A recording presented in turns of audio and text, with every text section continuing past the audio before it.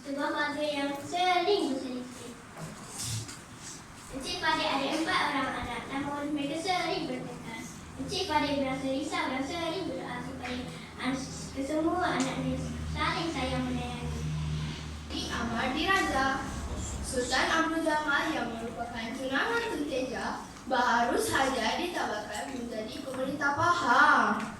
Baginda membunuh baik ke Melaka kerana Pahang bertuankan Melaka.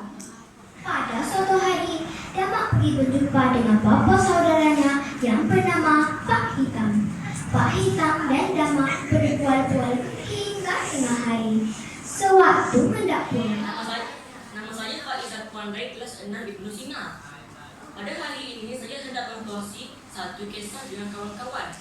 Tajuk cerita saya ini ialah Maafkan Cikgu. Kawan-kawan saya hormati, kisahnya adalah tentang seorang anak yatim namanya Amir. Ayahnya telah Kebiasaannya, Cikgu Harun akan masuk ke kelas tahun 5 murni.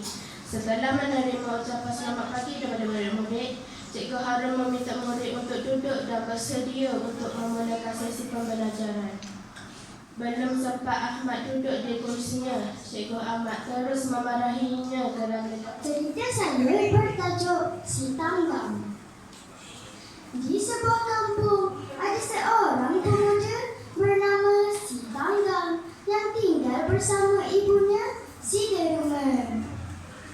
Kehidupan mereka sangat Ayah Hakim yang arif lagi bijaksana. Guru seterusnya rakan-rakan seperjuangan katanya.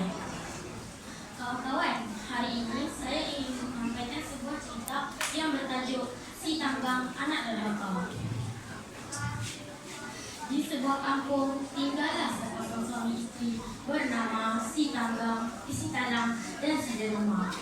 yang beratur di sepanjang jalan menurunkan murid-murid sekolah kebangsaan Meraga Beris. Pengawal keselamatan yang memegang sibuk memastikan murid-murid melintasi jalan dengan selamat dan mengawal kesesakan lalu lintas. Kring! Bunyi jeritan loceng memecah suasana damai.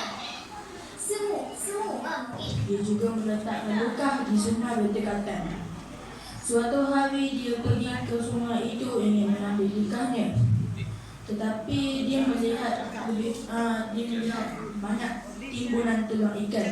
Merasa heran, tidak putus asa meletakkan semuanya lukahnya di tempat yang sama. Hadirin sekalian, hari ini saya akan menyampaikan sebuah cerita yang bertajuk Raja dan Usaha Tangga Kejayaan.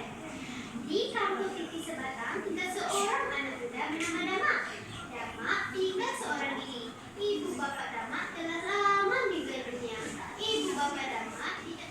Setelah beberapa ketika, Baginda meninggalkan orang-orangnya. Baginda berjalan berseorangan diri sambil menikmati keindahan alam di sekeliling. Tiba-tiba, Baginda terserempak dengan seorang wanita yang bernama matanya, Pak Belarang. Suatu hari, semasa mencari makanan, dia terserempak dengan 2 orang penyamun yang menyamun lembu dan kambing kepunyaman orang kampung. Belalang berjaya menakutkan 2 penyamun itu. Lalu, Dia mempunyai seorang adik yang bernama Farhana. Ibunya bekerja sendiri seperti menjual sayur-sayuran yang ditanam untuk menyara hidup mereka. Ayahnya pula sudah lama meninggal dunia.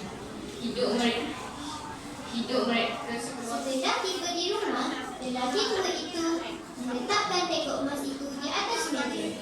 Dia tertanya-tanya, teko emas itu kepunyaan siapa?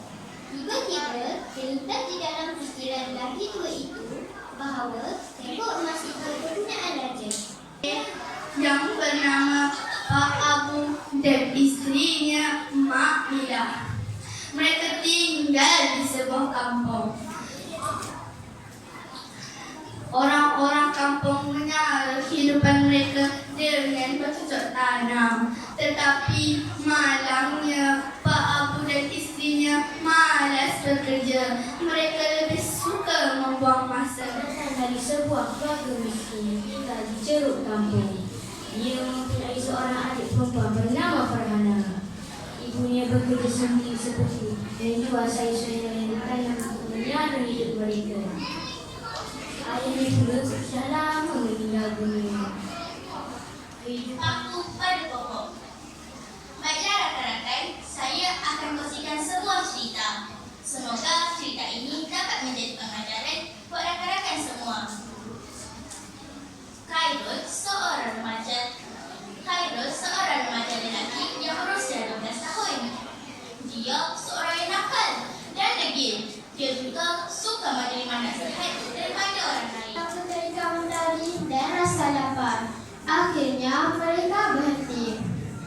Pak Pandir membawa perkakas-perkakas yang digunakan untuk merumput sebentar tadi ke pondok. Manakala Mak Anjir pula bergegas ke kampung mereka yang berdekatan dengan ladang untuk memetik sesikat pisang buah.